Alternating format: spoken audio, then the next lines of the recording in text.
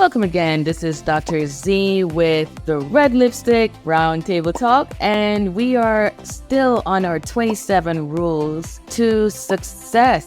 27 rules to success, and today we are on rule number 19. Rule number 19 says, success sees themselves as worthy. Successful people see themselves as worthy, and they have a sense of worth.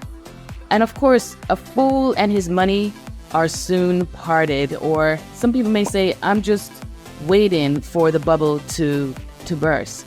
But as far as I'm concerned, I personally believe that I should have the things that I have: family, profession, finances, future, because I work for it.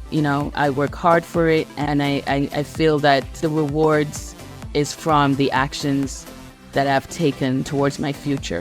Success see themselves as worthy because they know the effort, the commitment, and the excellence that they put into what they're doing.